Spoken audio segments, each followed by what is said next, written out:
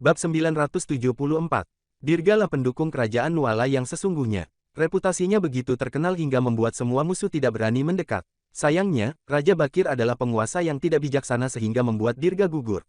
Jika Dirga masih hidup, kerajaan Nuala mungkin tidak akan jadi seperti ini sekarang. Yuda, aku salut padamu karena bisa mengabulkan pesan terakhir dari ayahmu.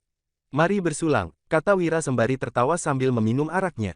Tentu saja, kita harus minum sampai mabuk hari ini. Yuda menyuruh pelayan untuk membawakan beberapa hidangan. Kemudian, keduanya mulai minum hingga puas. Tuan Wahyudi, idemu ini memang bisa menstabilkan kerajaan Nuala. Tapi kamu juga harus berhati-hati. Saat mendengar peringatan dari Yuda, Wira langsung tertawa. Sebab, dia jelas sekali dengan apa maksud Yuda. Wira memiliki kemampuan yang begitu mumpuni, takutnya Ratu juga tidak akan membiarkannya pergi begitu saja.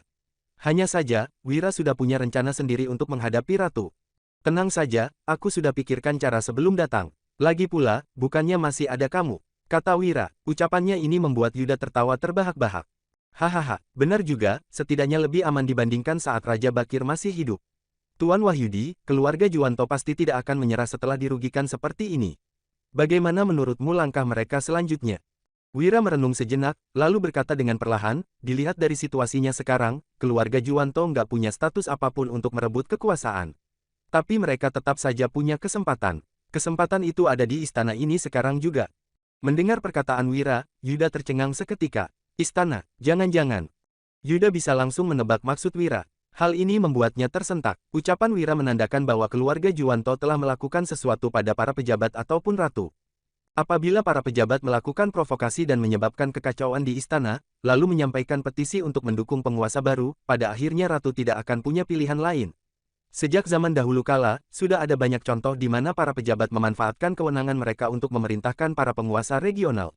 Pada akhirnya para pejabat itu akan berusaha untuk mengusung penguasa baru. Namun, langkah ini masih agak sulit dilakukan. Saat Raja Bakir meninggal, setidaknya sebagian besar dari pejabat istana masih bisa distabilkan. Selain itu, masih ada ratu juga yang berkuasa. Jika ratu meninggal, tidak perlu diragukan lagi, pasti Pangeran Yahya yang akan menjadi raja. Tuan Wahyudi, sepertinya agak sulit kalau keluarga Juwanto ingin menghasut para pejabat ataupun turun tangan pada ratu, kan? Tanya Yuda. Wira hanya tersenyum. Meski hal ini memang sulit, kamu nggak boleh meremehkan kekuatan keluarga Juwanto sama sekali. Bahkan, aku bisa beritahu sebuah rahasia padamu. Keluarga Juwanto turut andil dalam masalah Raja Monoma. Bahkan kematian Raja Monoma sebelumnya adalah ulah mereka untuk mengusung penguasa baru. Hanya saja, raja yang baru ini nggak mendengar perintah keluarga Juwanto. Perkataan Wira ini semakin membuat Yuda kaget. Bab 975. Sudahlah, jangan bicarakan masalah ini dulu hari ini, kata Wira sesaat kemudian. Mereka tidak lagi membahas masalah pemerintahan, melainkan minum arak sepuasnya. Pada dasarnya, Wira dan Yuda memang sebaya, ditambah lagi mereka saling mengagumi sehingga keduanya cepat akrab. Lagi pula, mereka tahu bahwa kesempatan ini sangat langka. Saat ini situasi sudah mulai kacau dan bahaya mengintai di mana-mana, mungkin mereka tidak akan punya kesempatan lagi untuk minum sepuasnya kelak. Waktu terus bergulir, saat ini telah tengah malam. Meski telah banyak meminum arak, kedua orang itu masih tetap bersemangat. Ayo minum, seru Yuda sambil kembali menuangkan arak di cangkir Wira. Kedua orang itu menenggak arak hingga habis, Yuda memandang Wira dengan tatapan berbinar. Tuan Wahyudi, aku punya sebuah hadiah untukmu. Mendengar ucapan ini, Wira hanya tersenyum sambil menatap Yuda dengan kebingungan. Hadiah, nggak ada perayaan apapun, kenapa tiba-tiba memberiku hadiah? Yuda tidak menjawabnya, melainkan langsung menyerahkan sebuah kitab rahasia kepada Wira. Kitab ini memuat teknik tinju militer. Teknik ini sebelumnya memang sudah beredar luas, tapi isinya tidak lengkap. Ini adalah satu-satunya teknik tinju militer yang selengkapnya. Kalau kamu bisa pelajari teknik ini, pasti kamu akan selamat. Meski Wira pernah belajar seni bela diri sebelumnya, sebenarnya dia merasa benda ini tidak terlalu berguna baginya. Bagaimanapun, Wira punya pistol. Musuh sehebat apapun yang muncul, Wira bisa menembaknya mati. Lantas, untuk apa lagi dia mempelajari teknik seperti ini? Lagi pula Wira sudah merakit granat sekarang. Kalaupun ada bahaya ataupun musuh dalam jumlah banyak, mereka pasti tidak akan bisa menang melawan granat Wira. Oleh karena itu, Wira menolaknya dengan melambaikan tangan, aku nggak usah belajar hal seperti ini lagi.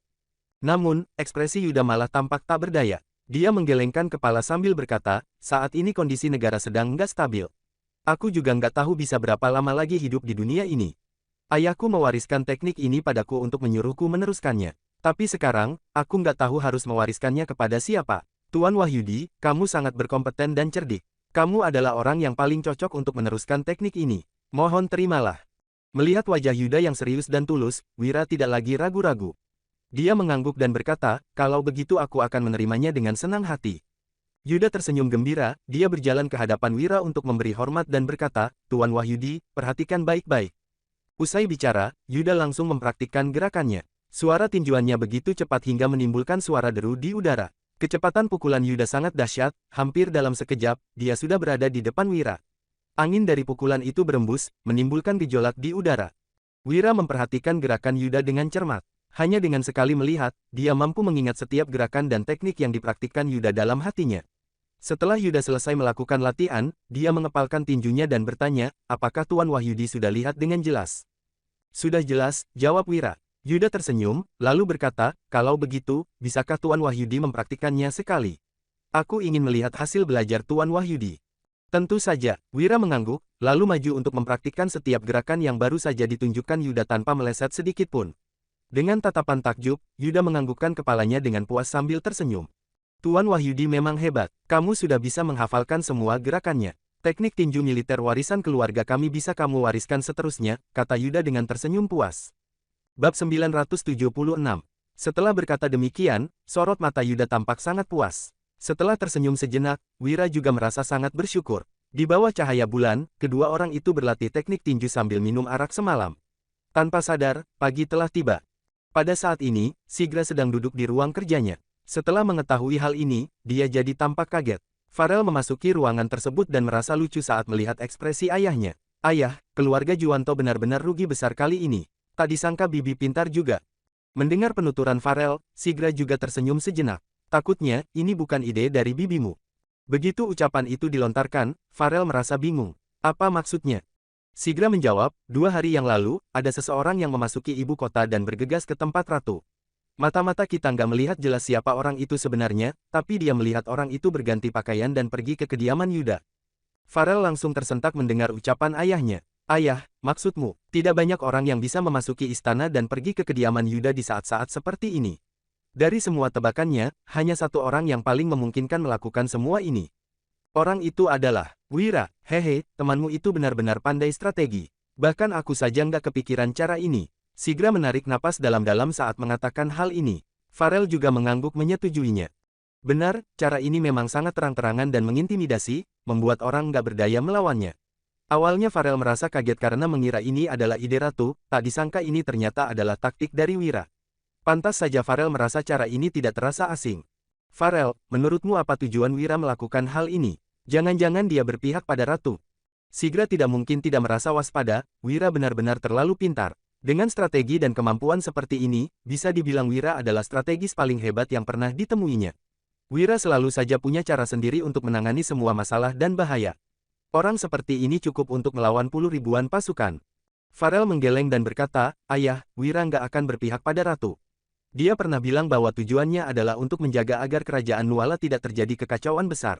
Dilihat dari tindakannya sekarang, sepertinya memang itu yang sedang dilakukannya. Jadi, aku merasa dia bukan mengabdi pada ratu, dia hanya nggak mau bisnisnya terpengaruh.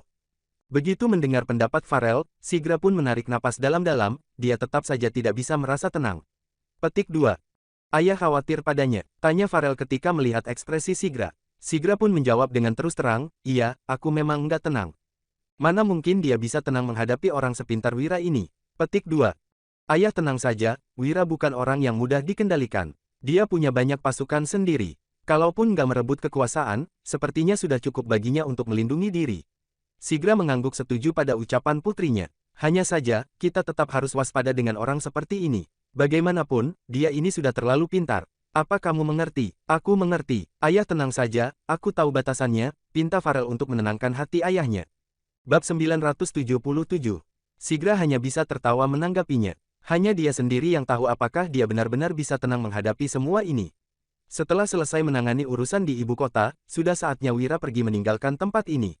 Hanya saja, Jihan masih merasa tidak rela. Tuan, aku tahu kemampuanmu sangat hebat. Kalau kamu bersedia membantuku, aku akan memberimu gelar sebagai penasihat agung untuk melayani putra mahkota. Kelak, kamu juga bisa menjadi pemimpin dari semua pejabat. Pinta Jihan mencoba membujuknya. Penasihat yang memimpin semua pejabat bukanlah posisi yang bisa dimiliki oleh orang awam. Bahkan, sebagian besar pejabat tidak berkompeten untuk menduduki posisi ini. Wira merasa agak kaget, dia tidak menyangka ratu akan setulus ini. Hanya saja, Wira tetap menolak dengan halus, "Yang mulia ratu, saya mengerti niat baik Anda. Tapi saya tidak berminat dalam masalah pemerintahan ataupun menjadi pejabat. Saya adalah orang yang bebas dan suka hidup bersenang-senang. Tapi yang mulia ratu tenang saja, saya tahu kewajiban saya sendiri. Dengan kekacauan saat ini, saya pasti akan berpihak pada ratu. Selama negara ini dalam keadaan damai, aku baru bisa menjalankan bisnis dengan tenang dan hidup bahagia. Jadi, inilah alasanku datang untuk membantu yang mulia ratu kali ini." Wira menceritakan semuanya dengan terus terang. Setelah mendengarnya, ratu juga mengangguk.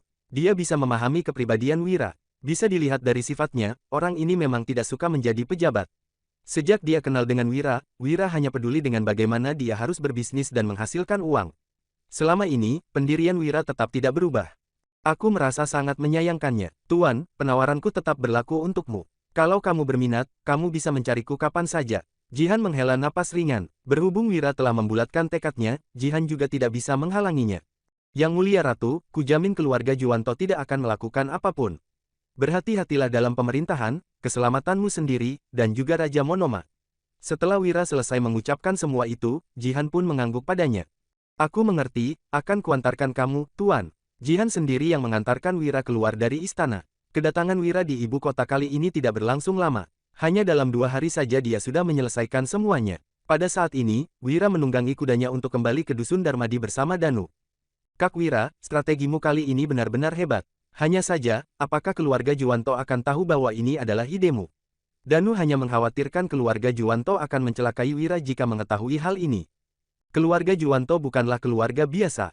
Jika mereka turun tangan, takutnya akan terjadi kekacauan besar. Wira hanya menghela napas, "Belum tahu untuk saat ini, tapi mungkin akan tahu suatu hari nanti. Tapi kamu tenang saja, kalaupun keluarga Juwanto ingin balas dendam, dia nggak akan bisa mendapatkan keuntungan di Dusun Darmadi."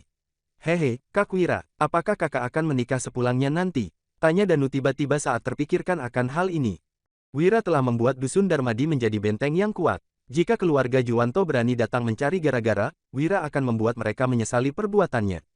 Wira mengedipkan matanya perlahan, sepertinya memang sudah saatnya. Meski negara ini belum aman, hal ini tidak memengaruhi dirinya. Lagi pula, kalaupun Wira bisa menunggu, para wanita itu tetap saja harus diberi status.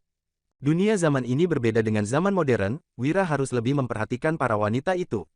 "Pasti akan sibuk sepulangnya nanti," gumam Wira sambil tersenyum. Kedua orang itu pun bergegas pulang ke Dusun Darmadi.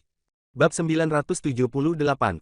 Berita kepulangan Wira diberitahukan kepada Wulan dan yang lainnya langsung. Wira takut bahwa mereka akan mengkhawatirkan dirinya. Oleh karena itu, dia menyuruh Yuda untuk mengirimkan merpati surat kepada mereka pagi ini. Karena itulah, saat Wulan dan yang lainnya menerima surat ini, mereka sangat bergembira.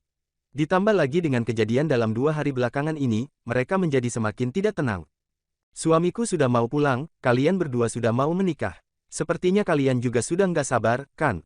tanya Wulan pada Dian dan Dewina dengan nada menggoda. Mendengarnya, kedua gadis itu langsung tersipu. Sejujurnya, mereka sudah lama menunggu hari ini. Mereka belum pernah merasakan penantian seperti ini. Dalam hal ini, Wulan juga turut merasakan hal yang sama. Hanya saja, saat itu Wulan masih belum terlalu memikirkan hal ini. Saat Wulan menikah dengan Wira beberapa tahun lalu, meski Wira termasuk berjasa, tapi saat itu dia masih seorang pengangguran.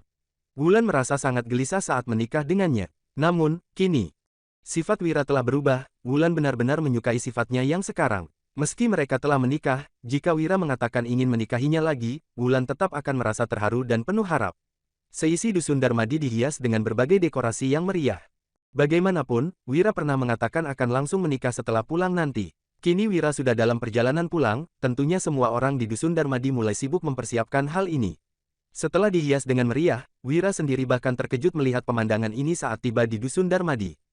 Lumayan juga persiapannya, puji Wira saat turun dari kuda bersama Danu. Wulan dan Putro langsung menghampiri mereka untuk menyambutnya. Namun, Wira tidak melihat sosok Dian dan Dewina, sehingga dia bertanya dengan penasaran, kenapa mereka nggak kelihatan?" Begitu ucapan itu dilontarkan, Wulan langsung tersenyum dan menggodanya, tentu saja mereka malu. "Suamiku, kita sudah pilihkan hari yang bagus. 2 hari lagi upacaranya akan diadakan. Jadi, kamu nggak akan bisa bertemu mereka dalam 2 hari ini." Wira langsung mengerti setelah Wulan mengatakan hal itu. Memang sebaiknya pengantin tidak bertemu dulu beberapa hari menjelang pernikahan. Lalu bagaimana denganmu? Kenapa kamu keluar untuk menemuiku? Tanya Wira sambil tersenyum menatap Wulan. Wajah Wulan langsung merah padam saat berkata, aku tentu saja aku nggak malu lagi. Mendengar pengakuannya, Wira langsung tertawa terbahak-bahak sambil menggandengnya kembali ke dusun Darmadi. Waktu 2 hari berlalu dengan cepat. Wira memang tidak memberi tahu hal ini kepada banyak orang, hanya warga dusun Darmadi yang tahu akan hal ini. Meski pernikahan memang seharusnya dirayakan dengan meriah, Wira tetap merasa harus rendah hati. Pada saat ini, Wira sangat senang saat melihat ketiga istrinya yang mengenakan gaun pengantin yang cantik. Suasana di dusun Darmadi sangatlah ramai. Waktu terus bergulir, hanya dalam sekejap, malam pun tiba. Wira merasa agak kesulitan. Kali ini, dia menikahi 3 istri sekaligus. Meski Wulan memang sudah istrinya, Wira tetap saja ingin memulai kehidupan baru dengan wanita itu. Namun, kini, Wira merasa pusing saat memikirkan harus malam pengantin dengan 3 orang istri ini. Danu dan yang lainnya mengantarkan Wira ke kediamannya dan mulai mengejeknya. Hahaha, Kak Wira bakal sibuk malam ini sama 3 pengantin. Iya nih, 3 istri menunggumu, Kak. Kakak harus pilih dengan bijaksana mau masuk ke kamar yang mana duluan. Sekelompok orang ini merasa senang melihat Wira kebingungan. Wira memelototi mereka dengan kesal. Sudahlah, kalian pulang saja, aku mau melanjutkan malam pengantin. Usir Wira. Bab 979. Wira merasa dilema saat melihat ketiga kamar yang menyala terang. Pada saat ini juga, Wulan tiba-tiba bersuara, suamiku, kamu nggak akan bisa masuk ke kamarku semudah itu malam ini. Aku harus mengujimu dulu, kamu baru boleh masuk kalau lolos tesku. Ucapannya ini membuat Wira tercengang. Oh ya, silakan berikan tesnya. Setelah berpikir sejenak, Wulan berkata, kamu bilang kamu sangat mencintaiku. Kalau begitu, coba katakan apa makanan kesukaanku. Tanpa ragu-ragu, Wira menjawab, rebung. Istriku paling suka rebung. Wira memberi jawaban itu dengan percaya diri, tapi Wulan malah mendengus setelah mendengar jawabannya. Salah, seleraku sudah berubah sekarang, aku nggak suka rebung lagi. Jadi, kamu nggak boleh masuk malam ini. Usai berkata demikian, Wulan mematikan lilin di kamarnya dan melanjutkan, suamiku, kamu pergi ke kamar mereka berdua saja. Setelah mendengarnya, Wira tentu paham bahwa Wulan memang sengaja melakukan hal ini. Setelah menghela napas ringan, Dian juga berkata, suamiku, aku juga mau menanyakan suatu hal. Kalau nggak bisa menjawabnya, kamu juga nggak boleh masuk ke kamarku. Wira langsung tertawa getir mendengarnya. Para istrinya ini malah saling mengalah. Kamu tanyakan saja, balas Wira. Pertanyaanku sama dengan Kak Wulan. Wira kembali menghela napas, tampaknya tidak ada jawaban yang benar bagi mereka. Jadi, Wira juga tidak tahu lagi harus bagaimana menjawabnya. Pada akhirnya, jawaban Wira memang salah. Setelah melihat lilin di kamar Dian dimatikan, Wira melihat ke arah kamar Dewina. Tak disangka, gadis ini malah punya pertanyaan yang sama. Salah, suamiku, kamu juga nggak boleh masuk ke kamarku. Dewina mematikan lilinnya setelah berkata demikian. Ini benar-benar membuat Wira tertegun. Bukannya malam pengantin itu sangat berharga setiap detiknya. Jangan-jangan Wira harus bermalam di luar hari ini. Saat Wira masih merasa frustrasi, terdengar suara tawa dari kamar ketiga gadis itu. Setelah itu, kamar mereka terbuka pada saat bersamaan. Malam itu ditakdirkan menjadi malam yang sibuk. Pernikahan ini hanyalah intermezzo semata, di sisi lain, kekacauan mulai timbul di negara ini. Keluarga Juwanto berusaha menyerang istana dari berbagai sisi, sementara keluarga Barus juga mulai akan bertindak. Pada saat bersamaan, kerajaan Monoma dan Agrel juga punya rencana mereka tersendiri. Wira sangat paham akan situasi saat ini. Meski sangat khawatir, Wira tahu bahwa ini adalah situasi yang paling baik untuk saat ini. Ketiga pihak ini saling menduduki posisi yang setara. Ratu berada di pihak yang benar dan memiliki alasan yang kuat, membuat keluarga Barus dan keluarga Juwanto tidak berani bertindak sembarangan. Meskipun keluarga Juwanto memiliki alasan yang kuat, setelah strategi penganugerahan 3 provinsi oleh Wira, keluarga Juwanto jadi tidak berdaya. Satu-satunya yang bisa mereka lakukan adalah mencemarkan nama Ratu sebagai seorang wanita yang tidak mampu mengelola pemerintahan. Keluarga Barus bahkan lebih tidak berdaya, mereka hanya bisa menunggu dan melihat situasinya. Namun, karena situasi saat ini cukup stabil, mereka tidak bisa turun tangan. Sementara itu, Wira adalah pihak yang paling diuntungkan. Dia telah diam-diam membangun kekuatannya tanpa terjadi konflik apapun. Musim demi musim silih berganti, dalam sekejap, setahun telah berlalu. Selama setahun itu, tidak ada perubahan signifikan bagi Ratu, keluarga Barus, atau bahkan keluarga Juwanto. Namun, berbeda lagi ceritanya bagi Wira dan orang-orang di sekitarnya. Selama setahun itu, kekuasaan Wira berkembang pesat. Posisinya kini bagaikan naga raksasa yang siap melesat ke langit kapan saja.